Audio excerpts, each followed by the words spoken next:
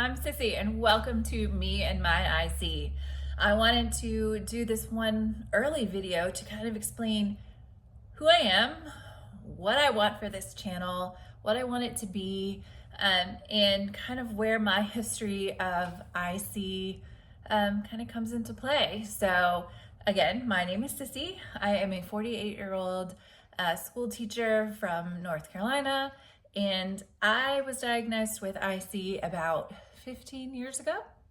And we'll talk a little bit more about how that came about later. But what I envision for this channel is for it to be a place for people to come together and talk about what it means to live with IC. There's a lot that goes into it. There's anxiety, there's diet, there's doctor's visits, there's medication, there's daily living and travel and working when you're dealing with this chronic condition, what it means to maybe go into remission, what it means to just kind of live and live fully when you're dealing with this condition. I am not a medical professional, so I'm going to get that out of the way. I am not a medical professional. Any advice or support or tips that you hear on this channel, you should check with your medical professional to see if they are right for you. So I want to make sure we say that up front. I just want us to be able to talk about what we do. If what I do helps you, that's great. If what you do can help me, that's great too.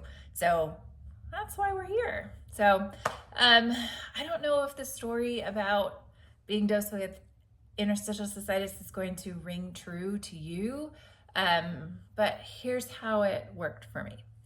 I got married, didn't have really a lot of problems with my bladder before getting married, and getting married and whatever, I started having bladder problems. And so I would go to my primary care physician and, I'd pee in the cup. Oh, you have a bladder infection. Take the stuff, feel better in a week or two. But a month later, I'd have another one, and they'd be like, oh, well, maybe we didn't get all of it gone the first time. And it was more of them. It was more of them. So I talked to my primary care physician, I talked to my gynecologist, and my gynecologist was the one that said, well, maybe you should think about seeing a urologist. You've had a lot of these problems. When we test your urine and culture it, it does not come back with an infection, but you're still having a lot of pain. And so she referred me to a local urology office here in town. So I went to the urologist. I didn't have a great conversation with the first urologist I talked to. The people routed me to another urologist at the same practice. They said, you should talk to him. He did some tests, a little camera up in there, and said, I think we should do a hydrodistension and let's talk about something called interstitial cystitis. And I was like, great. He hands me a pamphlet. The nurse says to me, when you see this diet, you're probably gonna cry, but don't worry, it gets better. We'll talk more about the pamphlet and the diet in more detail another time. But if you have IC, you've probably been given a very similar pamphlet and been told, let's think about your diet. So they schedule me for the hydrodistension. I go, have it, and he comes out and says, yes, you have interstitial cystitis. And I'm like, okay. So at the follow-up appointment, he says, okay, we're gonna put you on Elmeron. This is the only thing to really do for it. It's the diet and Elmeron. And I was like, okay. So I tried the Elmeron. I didn't really feel better. I didn't take it for very long. Also, the thing about Elmeron was that it was really expensive. It was like a $400 medication. And I just finally said, I'm not going to take it anymore.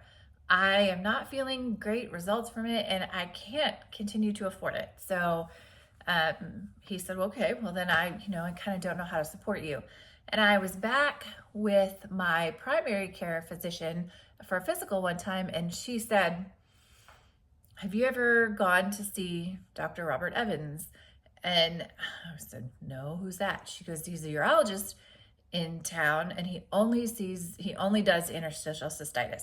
Now, if you're local to North Carolina, or if you are on the Eastern Seaboard and you have IC, probably I would say a lot of you have heard of Dr. Evans or have even come in to see Dr. Evans, because when I sit in the waiting room, a lot of times there are people from all over the place coming to see Dr. Evans.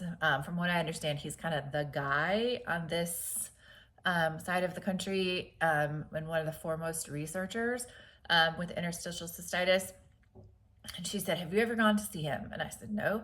And so she said, well, let me give you a referral. And so I was like, okay. So I go see him, and first of all, he's the sweetest man ever. And second of all, he just talked to me. He's like, yep, here it is. There's a whole bunch of things we can try.